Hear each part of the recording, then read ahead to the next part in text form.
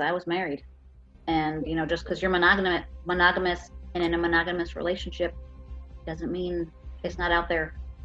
Doesn't mean, you know, because you, like I said, you can only know what you're doing with your own self. If you haven't tested yourself, you don't freaking know.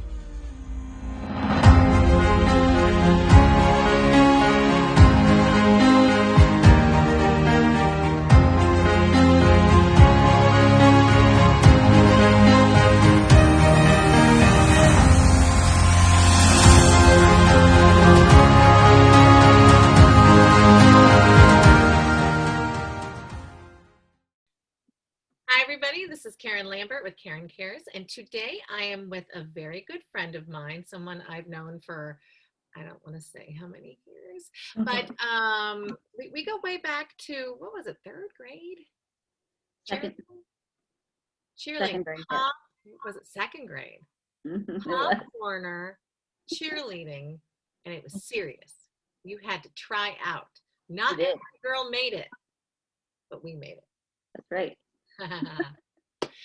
Yep. And you were diagnosed with HIV. So it was August of 2013. August of 2013. And at the time when that happened, did you know anybody who had HIV? No, the only reference I had was Forrest Gump. You know, when Jenny had HIV and developed AIDS and died. Right. So, you know, and I think that's probably the general population doesn't know anything about HIV now because it's not, you know, it's not in the public eye. So I was freaking out because I thought like I was going to die in a month or whatever. I thought sure I was going to die. At that time, were you married? No, it was after Brett died. Okay. It was, oh, wow. Okay. A year and a half later. Okay. It was a year and a half later. Mm-hmm. Wow. And if I may ask, you contracted it from him? You know? Yeah. Well, that's the only possible answer. So,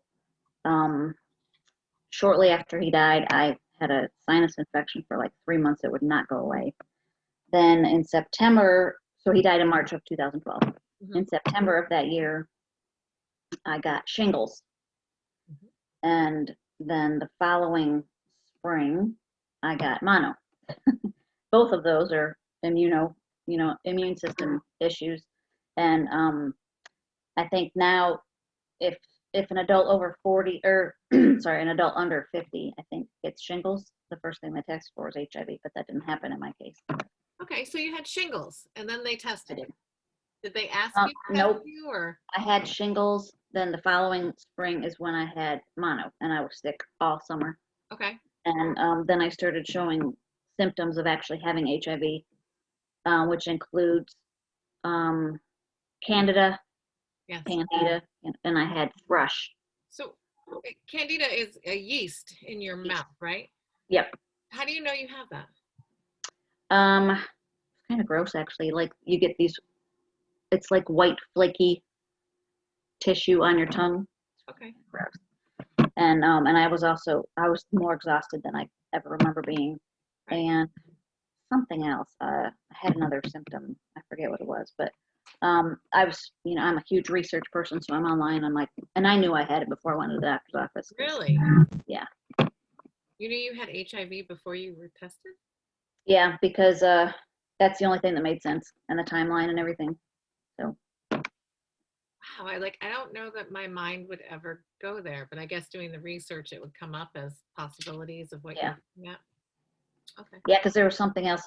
Because once your immune system gets below a certain number, like it's tested by your CD4 count, which is it's a T cell kind of blood count. Right. And once it falls below like 500-ish, you start showing symptoms because your immune system can't fight off thrush, seborrheic, like all these skin issues, and you can get really sick. You can get Kaposi sarcoma, all these different things. So sarcoma cancer. Right. Kaposi. Yeah, which one is that? Kaposi sarcoma. It's an HIV. Usually, I think it's mostly HIV induced. HIV. Okay. Yeah. I know I've Yeah. heard of it. I did not know that. So Yeah, if it goes low enough, you for can get that. me, when you came out Mhm. and told the group, I can't remember exactly how you did it. On Facebook. Yeah, you just threw it out there. Yeah, I did. That takes amazing guts. Like, just even to make a video or do anything that you're putting out there to the public is difficult for anyone to do, but let alone to tell people something so private, yet so not talked about, Hmm. so taboo that it needs Right. to be talked about. Right. And for me, as someone who has done interviews, I never felt, any kind of negativity towards you in any way. In fact, I love you, and just your courage was amazing to me. But I didn't want to interview you at the time about it because Mhm. it's a taboo. I'm Right. thinking, oh, I like light, airy, fluffy stuff, but it's real. This is something so real Right. that, I'm doing a disservice by not talking to you. Right. That's true. That's right. So I woke up in 2020 and said, we got to get together and have a talk. So here we are. I just wanted to let you know. And I love you. And I'm so glad that I'm sorry that you are going through this. But I love your braveness. Thank you. Yeah, I got to the point. Well, one of the big things that helped me decide to come out with it was the U equals U campaign, which realizing, and the studies, there were two giant studies, and their results came out in 2016. No, 2018. 2017. Okay, September of 2017, where if you became undetectable, which almost everybody does once they start treatment and stay on treatment, that's a big thing. When did that start? Because I didn't even know you could be undetectable. Right. Well, supposedly, well, I mean, factually, the HIV community has known that for like 20 years. So why did you not tell anybody? Why was it? Because they didn't have any standardized test studies behind it until 2017. I think it came out in September of 2017, and then the CDC acknowledged it that year as well. So, they didn't have any long-term studies. They didn't have,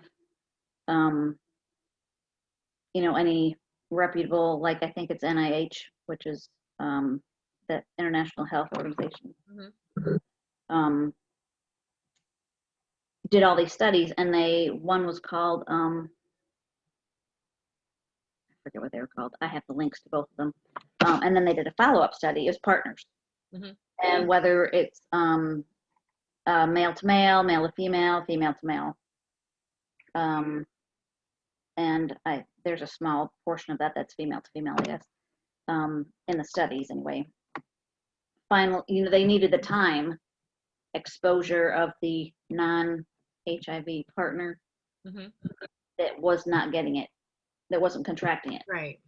Because the HIV positive person was undetectable, which means in our country, we have technology good enough to count the HIV virus down to 50 or less per milliliter of blood. Okay. In most countries, it's 200, but it's considered under 200, you're HIV. It's undetectable. So if you get to that point, which most people do, then you can't pass it on to anyone. Nice. Very nice. Yeah. So that helps me decide for, right.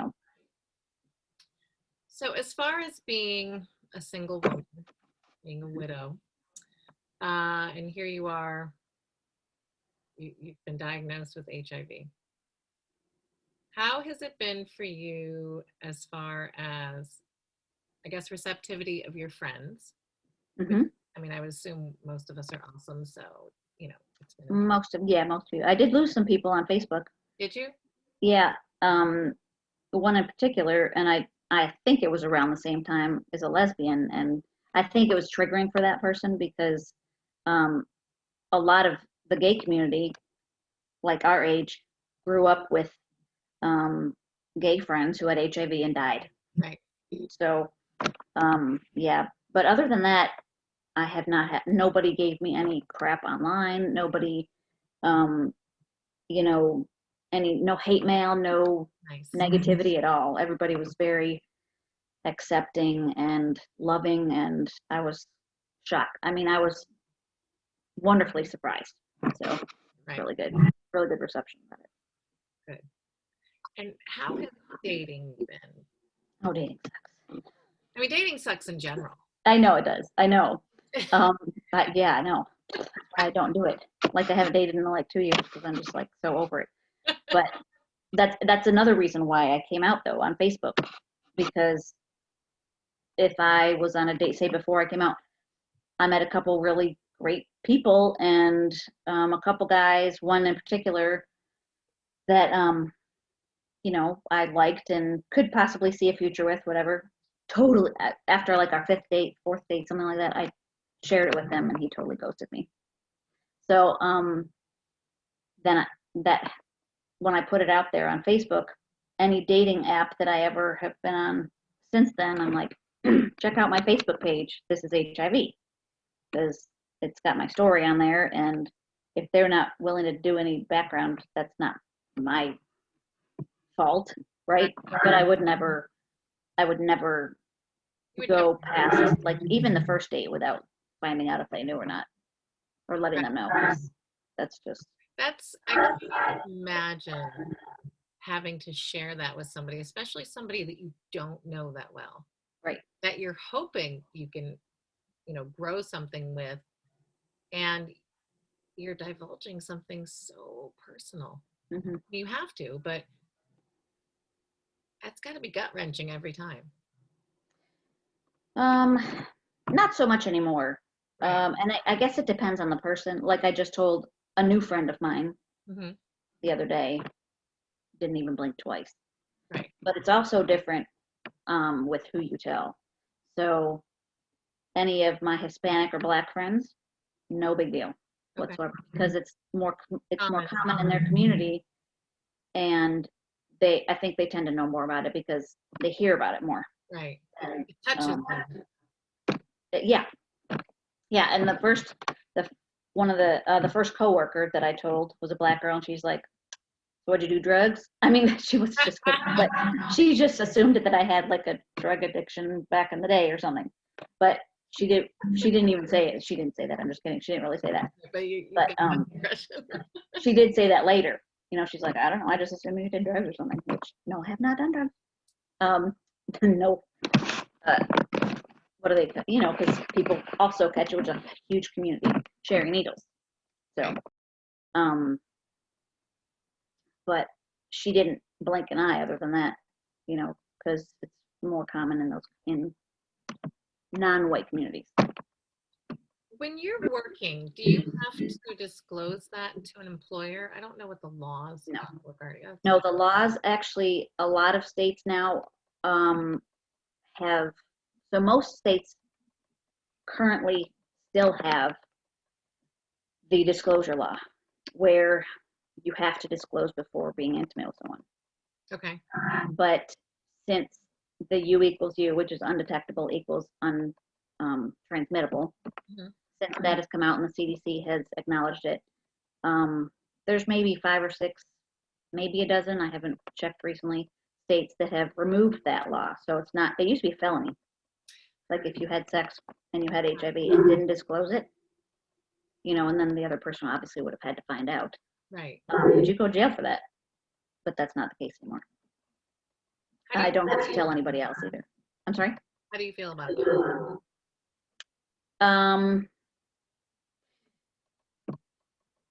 I'm kind of conflicted because I know I can't give it to anybody because I know that I take my medicine every day and I never miss a dose. Right. And I get tested every 6 months and I know I'm still undetectable. That's because I see my doctor every 6 months and get my prescriptions refilled and have easy access. Right. Even though I don't have health insurance right now, I still have, and anybody can have access, but it's a lot of work. But in different demographics, lower, like low-income people, or say the homeless, people without access to transportation, Yeah. staying on medication is a big concern of doctors. So Right. somebody can have HIV and say, "Oh yeah, man, I take," but I would still be, because I'm a little anal about it now. I would be like, "I need to see your test," Right. because I can only trust myself now. But so, Exactly. yeah, it's hard to. I remember years back online dating, trying Mhm. to, I mean, God. Anyway, so I'm talking to some guys local in the area. And what amazes me now is so many people are so quick to go to bed with people. Like there's the sex apps, where you can just arrange sex, and that's not what Right. I'm on. But anyway, even on the regular apps, they sometimes act like, it's a hookup app. So Yes. he's like, "Oh, why don't you come over, and we'll have fun."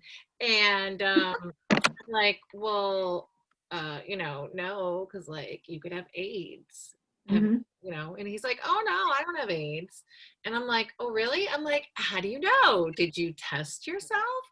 And Right. he's like, "Well, no, I just know." I'm like, Yeah. "Dumbass, you don't know. If you haven't tested yourself, you don't freaking know." So like, and that's not the first conversation I've had with people, because I'm a curious person and I don't want to Right. know certain things. So I ask people. Right. And then I ask them, "Have you been tested?" And so many people have not been tested. And getting tested, yes, it's scary because anybody can get it. It's, Anybody. anybody. Yeah. And so each one of anybody who engages in any kind of sexual activity, Yep. we're all equal opportunists there. Right. One of the other big reasons I came out was for awareness, because I was married when Right. I got out. And just because you're monogamous and in a monogamous relationship doesn't mean Hmm. it's not out there. Doesn't mean, because like I said, you can only know what you're doing with your own self. Exactly. People who are having extramarital or extra, Right. partner relationships that, Right. do not disclose to the other person. Right. So And especially white women, because we're the smallest demographic that are HIV positive. right. So I've wanting to get that out to the, middle class, homemaker, whatever Right. demographic, because they're like, "No way, I'm not. I can't have it. How can I possibly have that?" Well, I wouldn't have thought. I thought Well, the same right. thing. So. When you came out with it, I'm like, you're the last person I would have Right. ever thought, you know what I mean? Would Yeah. have that, so it was eye-opening, Yeah. you So know. that's my goal, is to like make people aware that, get tested, know your status. Just know your status. Right. And if you haven't been tested, you can't know it. So. Exactly. So hashtag this is HIV. Hmm. You have a Facebook page. Yep. So this is your hashtag? It is actually, there is a hashtag on Instagram that's "this is HIV," but it's not used.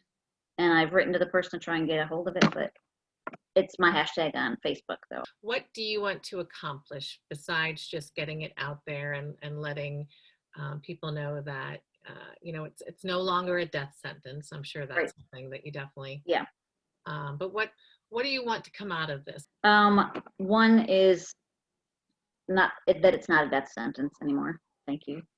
And get people tested, and the huge impact that the U equals U, or the partner study, has brought to Right. the forefront, that just because you have HIV doesn't mean you're going to give it to somebody else. That is great. Now, that is, again, based on compliance with medication and getting tested every 6 months. That's a huge asterisk, because, "Oh, well, I have HIV, but I take my medicine." Okay, well, do you take it every day? Do you get tested? Those are still part of. That birth control pill. Right. Oh yeah, I'm on it. Yeah, but did you take it? Exactly. "Oh yeah, I have that medication." Yeah. Yeah. So yeah, that's one of the big things, because letting people once people learn that and like actually read some of the study information, then it seeps in that, hey, just because this person has HIV doesn't mean I'm going to get it from them. Right. And I know until the U equals U came out, because I have seen commercials with that, but Okay. HIV really had not been talked about as much. It Right. wasn't in our face for years. For like 30 years, yeah. So I remember when we were young, it was a huge deal, you know, because it was just beginning and people were dying left and right from it. And it was this Yeah. awful, debilitating disease that just ripped people's lives apart. Mm-hmm. You know, I That remember. Magic Johnson. Yes. Well, you know, when you have fame and money, Money. and connections, Right. you know, just like other people who got corona, and it was fine. But anyway, that's another subject. That's another subject. So It is, but it isn't. I mean, it shows you that you know, what's possible, right, because you know he's could have been died. diagnosed. It's been Right. like 30 years. Yeah. So, Everybody else was dying except for him. right. And we Yeah. were all like, Access. how is that possible? Yep, because he had the access. So doing a little research, and I don't know if this is still accurate, but I found that every 9.5 minutes someone is diagnosed with HIV. I don't know the statistics on time, but I do know that 1 in 7 people have it and don't know it. Oh, really? Yes. So if you're out with a group of friends of 7 or 8 people, one of you has HIV and probably doesn't know it. Oh my God, that's you know, Yeah, it's scary, but it's also like, holy crap, that's another, like, that's a reason to get tested for HIV. You can get it tested for free. You can go to any clinic and they'll do it for free. and then they don't have to spread it to somebody who doesn't know, and then we could all, you know, everybody could be undetectable, and it wouldn't be Right. a problem, you know, if they took Right. care of it and did what they were supposed to. So I'm gonna ask you something, excuse my ignorance, but I remember back when this started, HIV was referred to as AIDS. Right. Is HIV different from AIDS? Are they still the same thing? You don't hear AIDS as much anymore. Right. Can you help me understand that? Sure. They are related. So HIV is the virus that causes AIDS. The definition of AIDS currently is if your CD4 count, which is the measurement of your immune system, falls, last I read, falls below 400. So when you were diagnosed, were you were having AIDS symptoms? Did you have AIDS? I didn't have AIDS. My CD4 count was 515 or something, but it was so it was low enough where my immune system wasn't responding to, say, yeast. Right.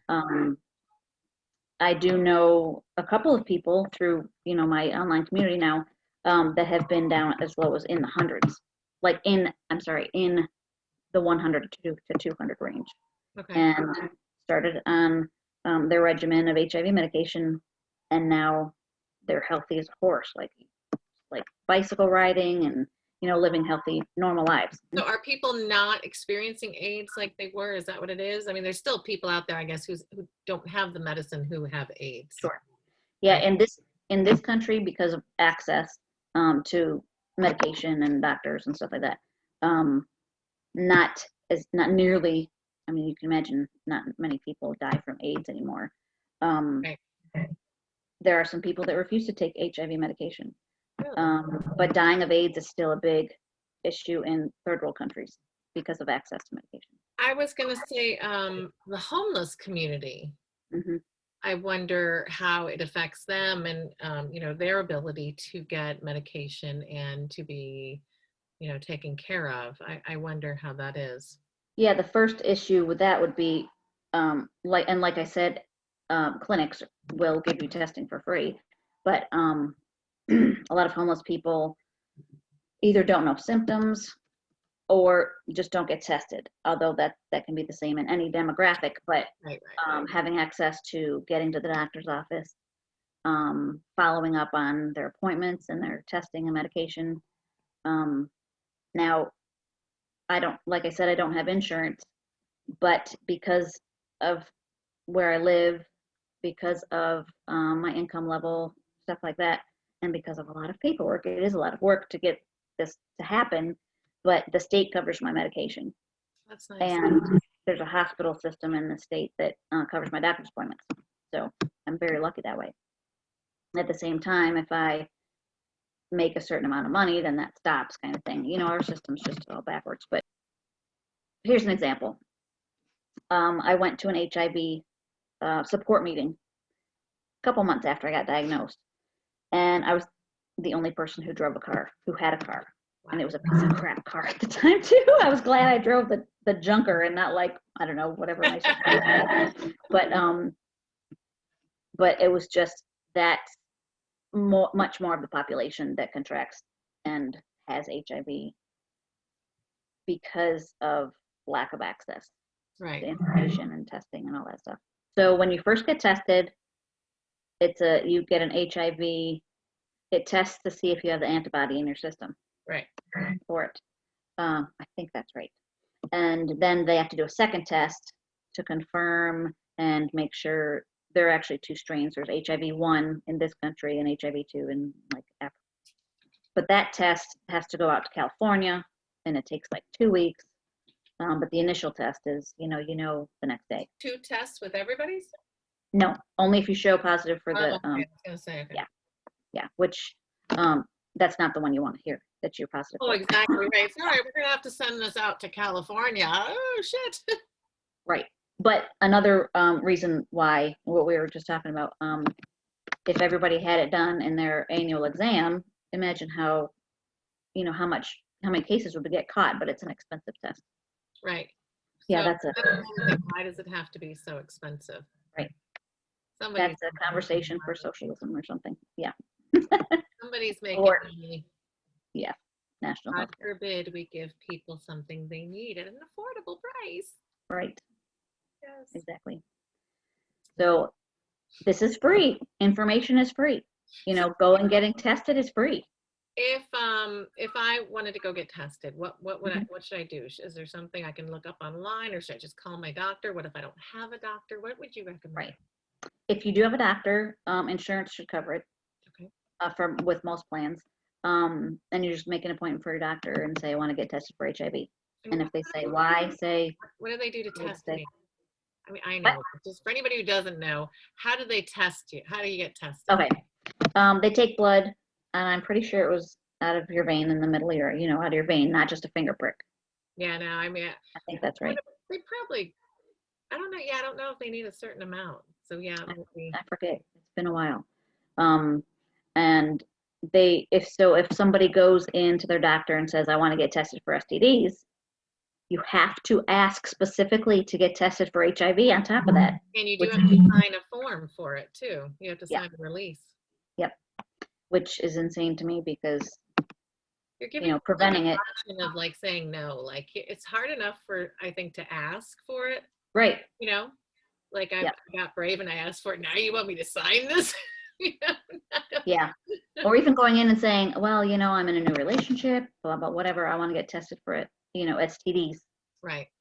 It's not included. You have to ask for HIV. No, exactly. It's not included, which is crazy to me because that's like one of the major ones. You don't right. like that, and if you do, you kind of know.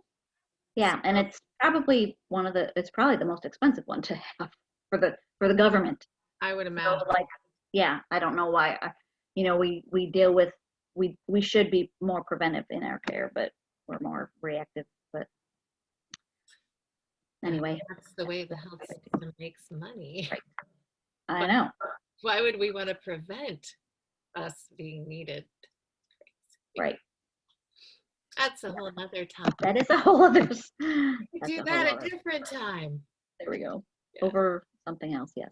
Okay, and so if I wanted to look something up, where should I go on the internet to find more information? There are some.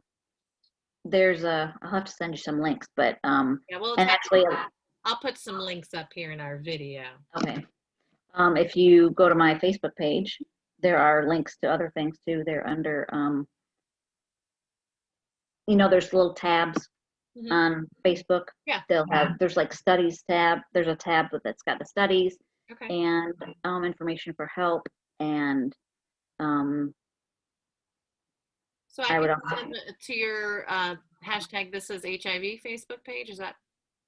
yeah, it'd be under, if you go to groups and type in "This is HIV," it'll pull it up. Okay. And the letters are in like rainbow looking letters and a little flower coming out of the V in the back, in the end. Because I chose that specifically because just because we have HIV doesn't mean we're not healthy and growing and beautiful like flowers. Well, I mean, this is very encouraging news that all of us should be thankful for and happy to hear, and you know, maybe change our attitude and thinking about being tested Right. and about HIV in general. Yeah. And it should, trying to get rid of the stigma is really the biggest issue in Right. in most of the world, because there are, let alone gay people in other countries that are being crucified. Oh, I know, just for being gay. Yeah, but people with HIV aren't allowed housing in other countries, you know, are turned away for medical services. It's because, and it's due to ignorance, because they don't know about it, Right. how it's spread, how it can be prevented spreading, all of that. Yeah, it's, I talk to people all over the world through my Facebook page. So yeah, we're lucky to live in this country and have access and get tested. So everybody go out there and get tested. And wear your raincoats. You know, I mean, like you said, you were married. You know, you never know. Right. And I know that's not something everybody wants to hear, that your lifetime partner might do Right. something. We're human. Right. You know, and sometimes we don't always make the right decisions. Right. I think it's that opened my eyes to the fact that you never know anyone 100% except yourself. Right. Which again Well, sounds even like a then, little we don't really know ourselves either always. Yeah, well, hopefully. I mean, unless you have dual personality, you know what you're doing all the time. So I'm just saying. Do I? I don't know. Not, did I put the milk away this morning? But yeah, did I have an affair? Yeah, I think I would remember that. That's the old timers in us. Right. Yep. Well, you know, the whole coronavirus too, and I know we're not supposed to say coronavirus, like coronavirus is like a taboo thing to talk about too, apparently in videos and stuff, and they find that you say it and they flag it. Yes. So, but the wearing of the mask and not wearing of the mask, and I know it's a controversial subject, but it's kind of like wearing a condom or not wearing a condom. Right. But breathing around out in public. Right. It's very, and it is actually the process right now, and this is very, it's talked about a lot in the HIV community, the process of this new virus, COVID-19 virus, because, you know, Corona's been around forever, but, and the process of trying to help people, trying to treat it, trying to figure out, you know, what's causing it, how it was spread, everything is very similar to when HIV was first discovered. You know, back in the 80s, I mean, that's not when it was first discovered, but first became a global issue. And we still don't have a vaccine for it, but we do have medication that can help eliminate it, really. I mean, that's a huge step. So. Yep. All right. Well, thank you so much for joining me today. Thank you for having me. Yeah, no, thank you. And I hope you have a great new year. Yes, you too. And we'll keep We're just gonna stay at home. Put links up, and if anybody has any questions, we'll leave contact information too, so you can reach out to Nicole, and get any questions you have answered. And if she doesn't know the answer, I'm sure she'll help find it. So exactly right. I won't give you wrong information, I promise. All right, that's good. All right, wonderful. Well, thank you so much, and I'm gonna see you. Goodbye. All right, thank you.